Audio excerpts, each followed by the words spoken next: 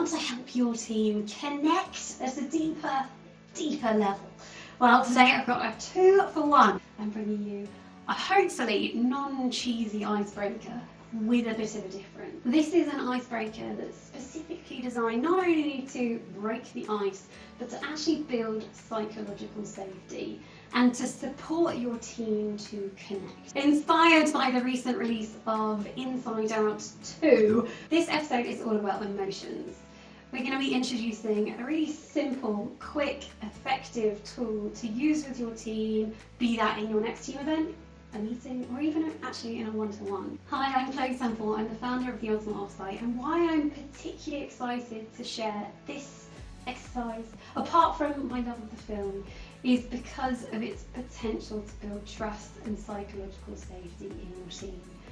In a super famous study by Google, in which they assessed hundreds of teams to identify the number one distinguishing factor of a high-performing team, there was one loud and clear answer: psychological safety.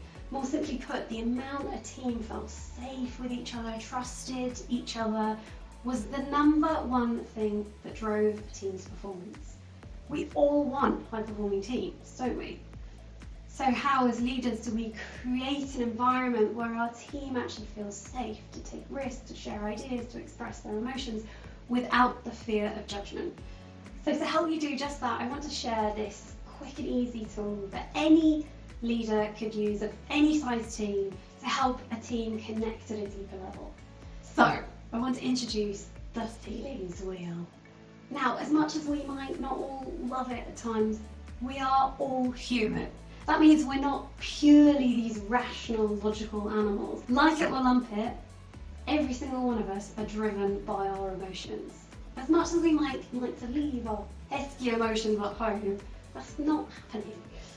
Oftentimes though, our emotional literacy isn't quite up to scratch. I often see this a lot when I ask a room at the start of a workshop, how is everyone feeling? What I often hear back is kind of broad brush stuff like, I'm happy, or okay, not great. Usually what I know though is there's likely a lot more beneath every single one of those words. So the feelings wheel is a really simple way to actually dig in a little bit deeper into the nuance of what that was.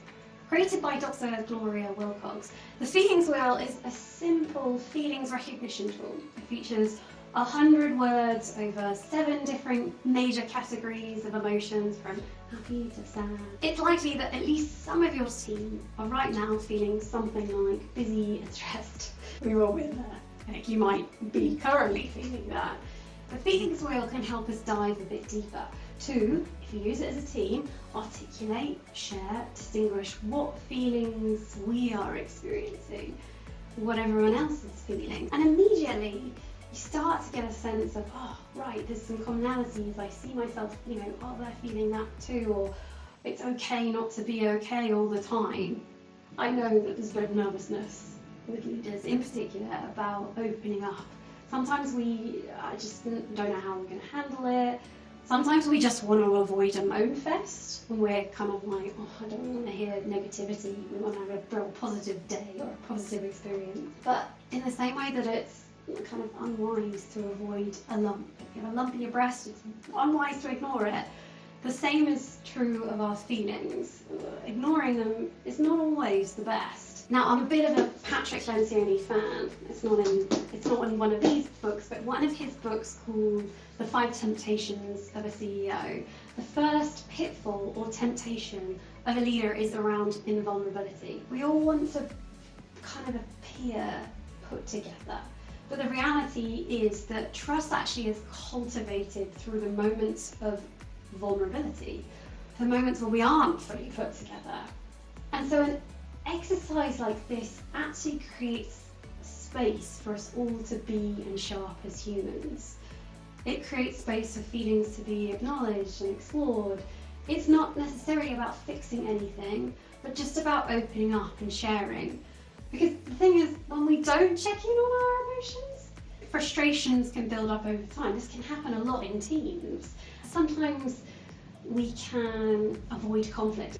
But the thing is, harmony isn't always the best. We don't make decisions purely on logic. Emotions actually play a massive role, but sometimes it's not always super positive, and sometimes we're not always completely on board with something, and being able to express it to the team is really, really helpful. And for some of them, that might mean really positive emotions. For others, you'll find that it won't, and that's super normal. It's just about creating an easy way for them to share what's going on beneath the surface, and actually that can be enormously helpful. Okay, you got it.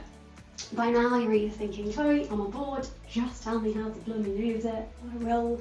Okay, I'm glad you asked. So there's a couple of things that you might need to think about in terms of adapting it. That's team size, how comfortable your team are already with each other, whether or not you're doing it virtual, in person. But what we're going to share here is a kind of good starter for 10, and then you can adapt. So first things first, introduce the exercise and the wheel. The key here is for you to start setting the tone, explain that you're going to spend a couple of minutes reflecting on how you feel. Now you can decide the time frame. It could be that you're asking them to reflect on right now in this moment, or it could be that you're inviting them or asking them to reflect on how they've been feeling for the week or for the quarter or whatever time frame you want to set. You can also set the parameters too. It could be you are inviting them to just reflect on work or their whole life. The point is, there's no right and wrong here. It's just be a bit clear on what that is. Perhaps pop a question up on the board or in a slide so they can all see it. So something like, in the last week, how have you been feeling? Now, top tip here, it's well worth stating up front that all emotions are valid. Everyone's feelings are important. You can put it into your own words. The point is to help people see that there's no right or wrong. The goal here is to create what Brené Brown calls a brave space for everyone to express their feelings. Now, you might have heard of safe spaces. Now, we can't necessarily promise a safe space, but what you can do is lead by example and really encourage the team to lean into courage, be honest, be brave. And sometimes a great way of doing that is if we, as a leader, go first. I was in an offsite last week and a leader did that really well. He'd had a nightmare getting to the venue, and the result had been everything was running 20 minutes late. And when we kicked off, the leader was really honest that the feeling that he was experiencing was actually panic. And so consider how you want to start. You set the tone. So the second thing is to invite the group to actually take a look at the board and the wheel and start thinking about where they place themselves. If you're in person, I recommend getting a printout and putting it and sticking it on the wall. If you're virtual, you can use something like a Miro board. I'll leave a template in the description so you can try that out. Once everyone's had a chance to have a look, you want to invite them to put a sticker or a post-it note to the feeling that's most closely related to how they feel.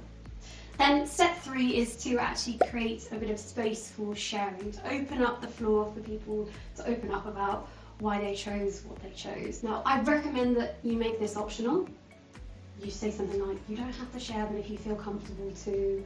Often when you've led by example, or perhaps you've done this a couple of times, you will be really surprised by how willing people are to open up and share actually what's really going on. Not always the first time, but as I say, if you do it a couple of times, people tend to warm up. The final thing is to close the activity by thanking everyone for sharing. I personally at this point usually comment on how human we are and how actually often we're in the emotion, it can feel like we are the only one experiencing it and that no one else is feeling the same. And sometimes an exercise like this can really, really be helpful to see it in others. And also though, the more we can name it, the more likely we are to be able to tame it. Okay, so that's really it. In very large groups, that sharing might happen in tables or in smaller groups. And let's be real, the first time you do this exercise, you might not be super comfortable, nor might your team. But I would really invite you to lean into the discomfort and see whether or not this sort of exercise can help them connect at a deeper level. Even if it is a little bit awkward the first time, I challenge you to commit to trying it at least a couple of times. You might be surprised at the kind of conversations that it generates, both in the room and out of it too. Henry Ford once said, why is it that every time I ask for a pair of hands, a human brain comes with it? Well, a modern take on that might be something like, why is it when I want to engage someone's brain, their heart comes too? We often forget that how we feel massively impacts how we function as individuals and as a team. As leaders, we might wish, as Ford did, that we were simply dealing with logic, or we were simply logical ourselves.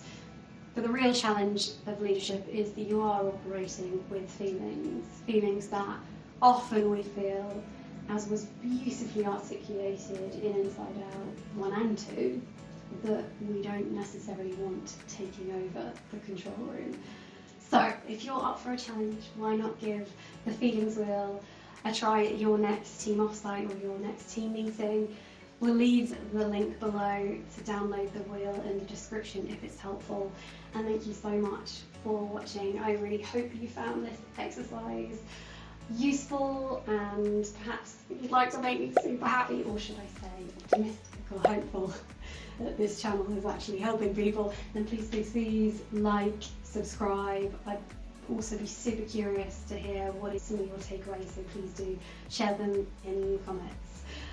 Until next time.